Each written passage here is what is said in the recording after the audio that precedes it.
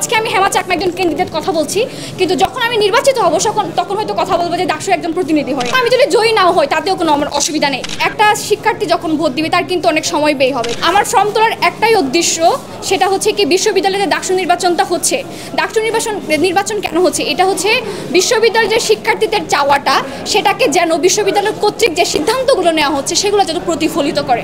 তো আমি চাই যে বিশ্ববিদ্যালয়ের যে কোনো সিদ্ধান্ত গ্রহণের ক্ষেত্রে বিশ্ববিদ্যালয় তার শিক্ষার্থীদের, বিশ্ববিদ্যালয়ের মূল স্টেক হোল্ডার কারা, শিক্ষার্থীরা। এখন শিক্ষার্থীদের যদি চাওয়াটা যদি বিশ্ববিদ্যালয় না গুনে তাহলে তো হবে না। তো আমি শিক্ষার্থী বান্ধব একটা পরিবেশ নিশ্চয়নের জন্য আর কি ফর্মটা নিয়েছি, এবং আমি বিশ্বাস করি আমি ছাত্রদেরকে বা শিক্ষার্থী যারা আছে তাদেরকে আমি প্রতিনিধিত্ব করার সক্ষমতা রাখি বা ক্যাপাবিলিটি আমার আছে।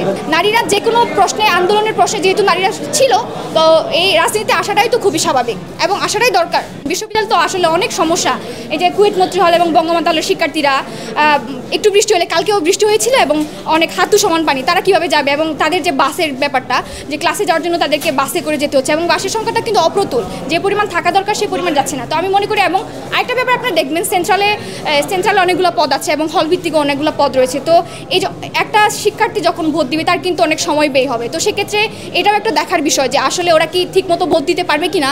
তো আমি অবশ্যই কনফিডেন্স থাকবো এবং থাকাটাই খুব স্বাভাবিক, এবং আমি যদি জয়ী নাও হয় তাতেও কোনো আমার অসুবিধা নেই আমার কথা বলার জন্য। হয়তো আজকে আমি হেমা চাকমা একজন ক্যান্ডিডেট কথা বলছি, কিন্তু যখন আমি নির্বাচিত হব তখন হয়তো কথা বলবো যে ডাকসুর একজন প্রতিনিধি হয়। এমন না যে ডাকসুতে আমি হেরে গেলেও আমি খুব হেরে গেলাম, আমার জীবন থমকে গেল, বিষয়টা কিন্তু এরকম না। আমি নির্বাচনে জয়ী হই আর না হই, শিক্ষার্থীদের স্বার্থের প্রশ্নে আমার কণ্ঠস্বর সবসময় ছিল, থাকবে, এবং এটা অতলই থাকবে, এবং এই আমার কণ্ঠস্বরটা জারি থাকবে।